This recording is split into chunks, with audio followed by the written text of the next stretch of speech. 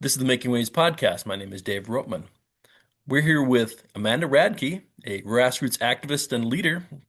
Welcome, Amanda. Thanks for having me. Thanks for being on. I understand that you started a new organization. Could you tell us a little bit about that?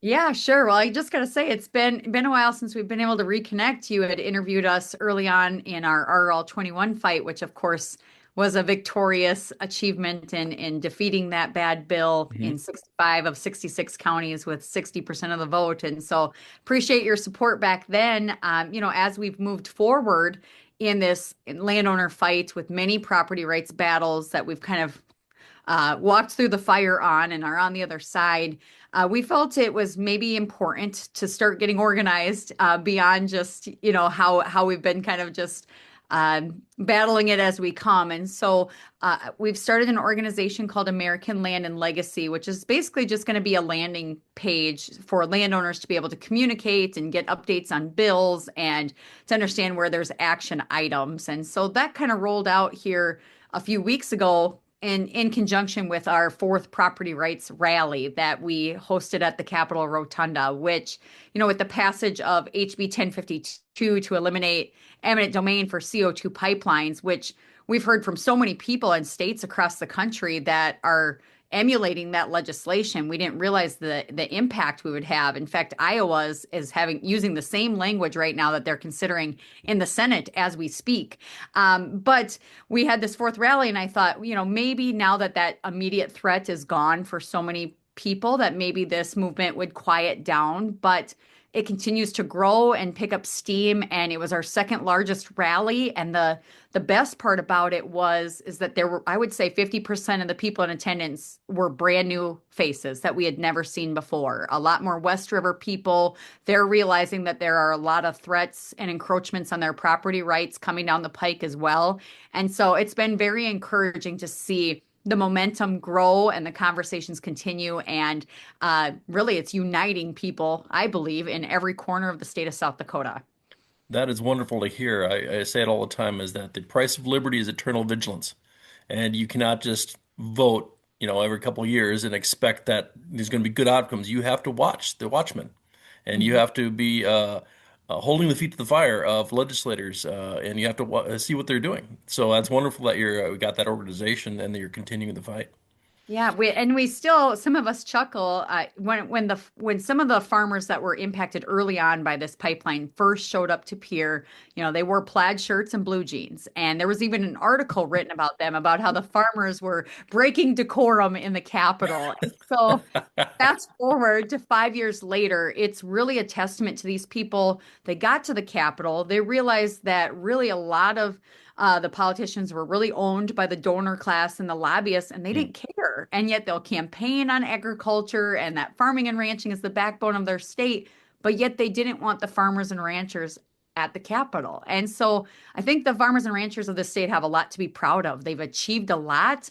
They've changed the conversation in Pierre. They've changed the legislative makeup of our elected officials in Pierre in a lot of ways. And so I'm just proud of the agricultural community.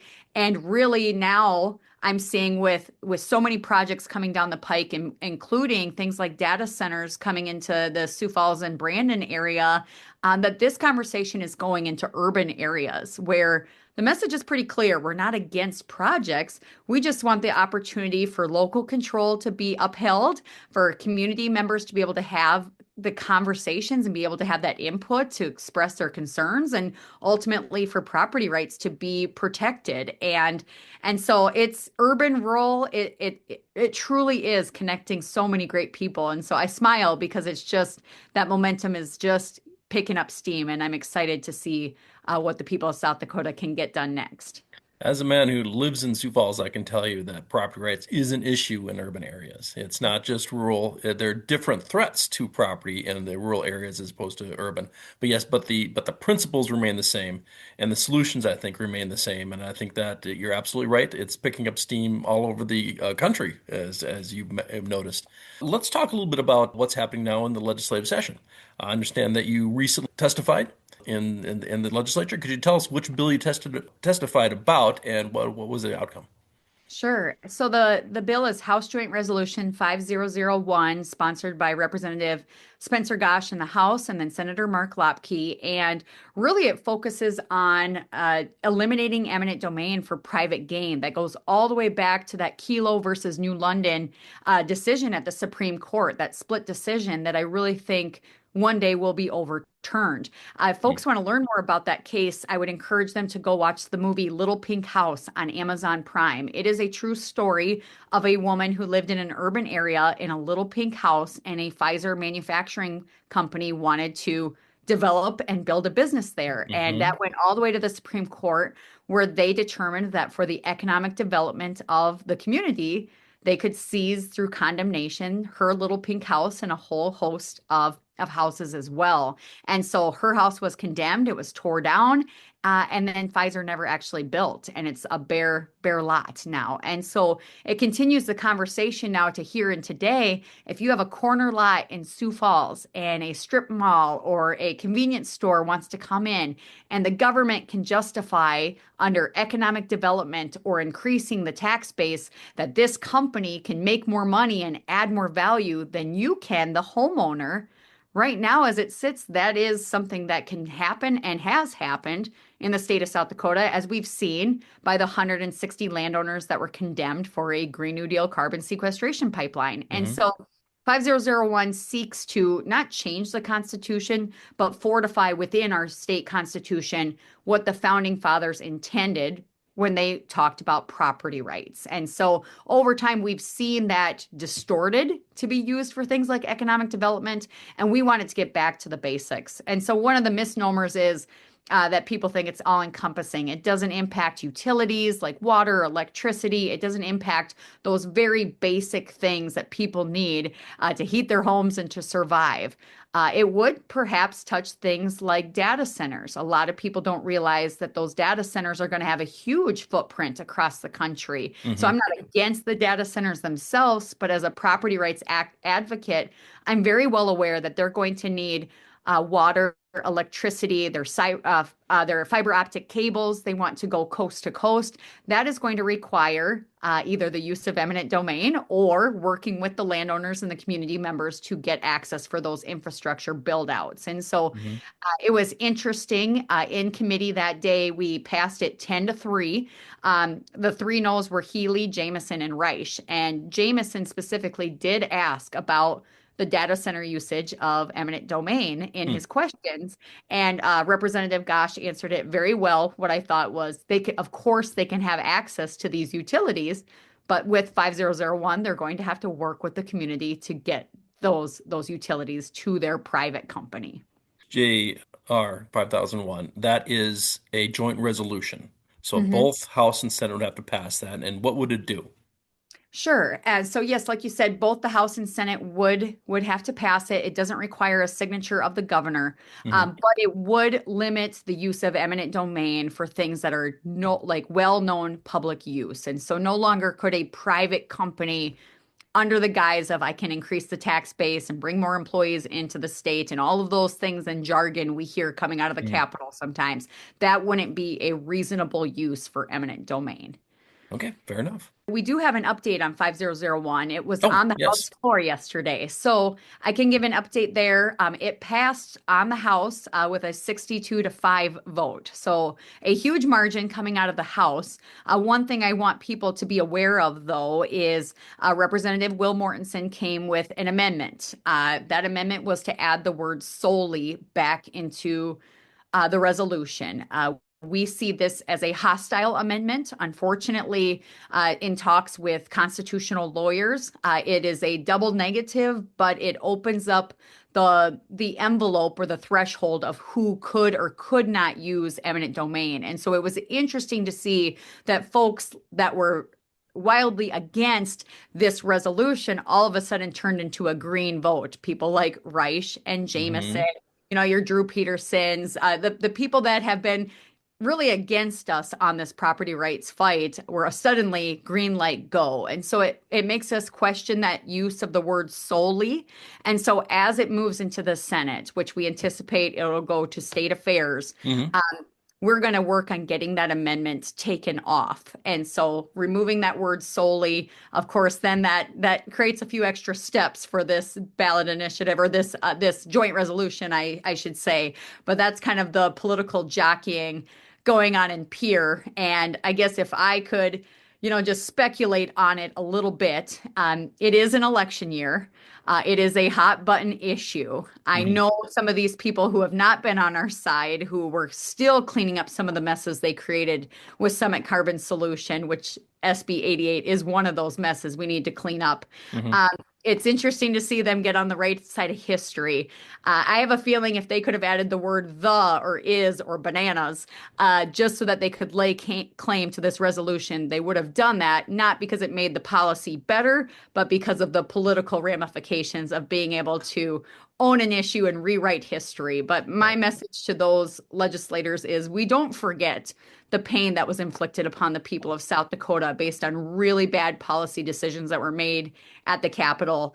We are going to work diligently to get this resolution back to its original intent and original language. We have over 1,000 hours of research and work on it with more than a dozen lawyers and constitutional lawyers on it. And it just got a little interesting on the House floor yesterday with that unexpected amendment.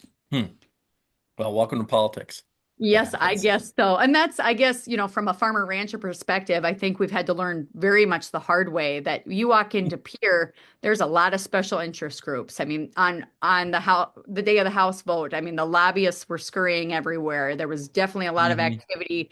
Not everything's black and white, and not everything's easy to see for the general public. But once your Hmm. eyes are kind of open to that, you do realize, man, if you don't show up to Pierre, if you don't advocate for your own interests, there are things going on behind the scenes that really, really could be detrimental to your way of life. And so, again, I see this amendment as hostile. I see it as a threat to farmers and ranchers and landowners. And we're going to see what Senator Lapke can get done on the Senate side to correct this grave error that was made on the House, despite a huge, huge win of a 62-5 vote. This will be interesting. Yes, for sure. But you mentioned SB 88. Could you tell us what that is and what's it being called? What's its Yes. title? So at our landowner rally, Senator Lapke announced the Bosley bill, and Jared and Tara Bosley were there at the rally to accept, the language of the bill. And essentially, what it does is it cleans up a mess. That mess was created by, again, Will Mortensen and Casey Crabtree, who carried a bill called 1185, which was a part of their original landowner Bill of Rights package that they sold to the people. That included, of Right. course, SB 201, which the people of South Dakota wildly rejected in a referral. Hmm. So this 1185, for people who don't remember, was a bill that basically said a private company could come onto your land and not just survey, like put some flags out or measure some things, but invasively surveying. Summit Carbon Solutions came onto Jared Bosley's land. They drove through feedlots. They trampled over trees, killed trees in shelter belts, and they even bore a 90-foot hole in his field for a pipeline that was supposed to go 4 feet deep in the ground. Armed security surrounded their farm. They walked into his house and his shop while his wife was home alone in the shower. It was a bad, bad deal that, of course, gained national media attention. Hmm. Jared, it was challenged, and in a unanimous Supreme Court decision, our South Dakota Supreme Court determined that invasive surveying done by a private company onto a family that just wanted to say no thank you, that was illegal and unconstitutional. Now, the problem is 1185 was passed. 1185 allowed for that invasive type surveying as long as they gave the landowner $500.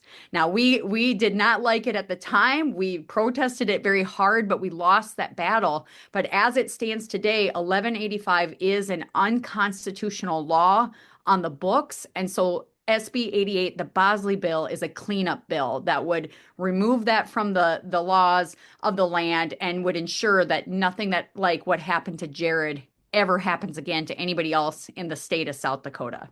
Yeah, that was pretty obvious that was an intimidation tactic coming onto his own land like that. Yes, absolutely. And Now, Jared, where's SB 88 standing right now? It's sitting waiting to go to its committee hearing. It will be in Commerce and Energy. So it will go to the Senate Commerce and Energy first. So it will be interesting. Grab the popcorn. Casey Crabtree is the chairman of that Uh, committee. And so Jared Bosley will be there to testify that day. And I really look at it as we are righting some wrongs. And this is a wrong. And if the legislature, it is their job to pass constitutional laws. And mhm, should they not take care of this mistake, it would be the burden of the landowners to take it to court. It'd take 3, 4 years, mhm, 750,000 to $1 million to fight it. right. And so really, dramatics aside and side story aside, this is just a responsible cleanup bill that would align our state statute with the South Dakota Supreme Court in a unanimous decision. You mentioned the property rights rally. I wasn't there. Could you tell us a little bit details what actually happened? Yes, yes. So it was the day before the session kicked off. We invited legislators, and there was a ton of media there. We Mhm, had about 400 people there. Myself spoke, Senator Lapke spoke, Speaker mhm, Pro Tem Carla Lems also presented, Jared Bosley spoke, and then we had Charles and Heather Maude as well from Western South Dakota, who, of course, faced a very traumatic property rights battle of their own with a fence line dispute. And Oh, so, yes, I read about that. Yes, that yeah, was absurd. absolutely. And again, that should have never happened in the Mhm, state of South Dakota. And this was a over-regulatory, overzealous bureaucrat kind of on a mission, yeah, and a power trip. And I so agree. it's Yep. really been great to see the Trump administration kind of coming down on some of these overzealous bureaucrats that have been behaving this way. The mods are not a unique story. We are learning that kind of abuse to landowners has been happening all across the country, Hmm. which American Land and Legacy exists to help those people too. I've gotten calls from people from Maryland all the way to Washington State of stories that you wouldn't believe could happen in the United States of Hmm. America to a landowner on their own property. But so it was great to have Charles there that day with his kids. Heather was at home farrowing out pigs, so she couldn't be there. And then we also had Senator Lauren Nelson speak and Attorney General Marty Jackley, and then you just had her on the show, Senator Voida as well. So it was a great mix of some really great property rights advocates and elected officials. Just for our listeners' information, not everybody might know about this property line fence issue, the mods. Yeah. Could you just explain it just briefly? So the mods have been ranching on this land for over 100 years, and Hmm. a bureaucrat came and, I'm going to mess up the very fine details on this, but in short, Right. there was a fence line dispute, as in, like, well, the way the land was surveyed, the fence line wasn't where it was supposed to be, which, Hmm. things shift over time. This is kind of along the water. It's Hmm. just, and the mods had agreed, let's meet in 2 weeks. We will provide a resolution to this. We'll work it out. And Hmm. before that 2 weeks was up, they were being charged with a huge fine and 20 years in jail. And so it became, quite literally a fight for their very lives. Hmm. And so I'm glad that they got the resolution that they did. A great group of conservative legislators went out to the ranch, Hmm. including John Hanson, Carla Lambs, Liz May, Julie Auk. There was a whole Hmm. slug of them that went out there. And within a couple weeks of that ranch visit, pretty soon the mods are standing with USDA Secretary Rollins in Washington, D.C., and those charges were being dropped. And Yeah. so I think that's a testament to, number one, the advocacy of the people, not just in South Dakota, but across the nation, crying foul that this shouldn't be happening, to raise Right. that awareness. And then, of course, really good elected officials who actually care about the people of South Dakota. They showed up, they listened, and they used every connection and every resource they had to make sure that that story of Charles and Heather Maude was heard in Washington, D.C. Yeah, this fence has been there for decades. Yeah, And yeah, if anybody's been out West River, it's grassland. It's pretty easy to get off a little bit. And if you go 2 degrees and you go half a mile, yeah. you can put your fence on the wrong property. That's not that hard. We didn't have satellites back then when they built this fence. And that's what this bureaucrat used as a satellite to determine, oh, this fence is in the wrong place. And we're Mhm, going to criminally charge these people who inherited this ranch from decades ago. It was mhm. absurd overreach on the bureaucrat's part. Absolutely. And I'm just thankful that they're getting the resolution that they Right. needed and the relief. But again, it just should have never Should happened. never have happened. Right. Place. You can't ever take away those years, the money fighting it, the legal battles, the stress, those Right. kids especially. What I guess I got to give a special shout out to Lyle Maude. He's their young son. And they had so much going on at the ranch and Charles, his dad, who I went to college with, so I've known for years and Oh, years, but he said Lyle said we are not missing this property rights rally. If he had been old enough to drive the pickup himself, he was going to get to Pierre. So I think Lyle that's will be awesome. the future governor of South Dakota because that guy he's seen the fight and he's now a part of it and he wants to be engaged. So that's really cool to see. That's wonderful because our system, our constitutional republic depends upon ordinary citizens being involved. And your listeners might also be interested of why we asked Attorney General Marty Jackley to speak as well. Not many people might know, but this summer we faced a lot of property rights challenges from the Big Beautiful Bill had a provision in it to allow federal preemption for CO2 pipelines, as well as a $10 million pay to play. So there was a group of us that went out to Washington, Hmm. D.C. to advocate for South Dakota landowners on that issue. Shortly after that, Congressman Dusty Johnson had introduced a bill called H.R. 4135, which would have fast tracked from a federal level, a one size fits all kind of top down permitting process for data centers and carbon pipelines. And so we Hmm. faced that fight. And then shortly after that, we hear word from the North Dakota Attorney General who wanted to sue the state of South Dakota over HB 1052. And it was Marty Jackley that went to bat for us. He talked to the Attorney General up there in North Dakota and was able to, work that out without a lawsuit going on that Hmm. would have undone all the work that so many people poured into to get HB 1052 across the finish line.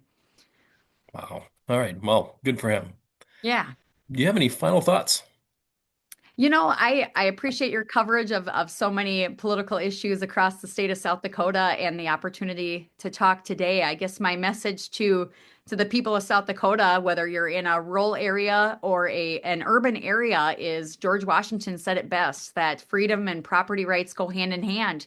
You can't have one without the other. And your American Right. dream, your ability to own property, whether that's land or a home, is a fundamental God-given inherent right that's protected under the Constitution. And for myself and so many others, we are committed to making sure you can be in your home, you can stand on your own ground, and you don't have to feel like a sitting duck waiting for somebody else to seize what's not theirs. And so that's my commitment. And if folks want updates on this particular issue, they can go sign up at AmericanLandandLegacy.org.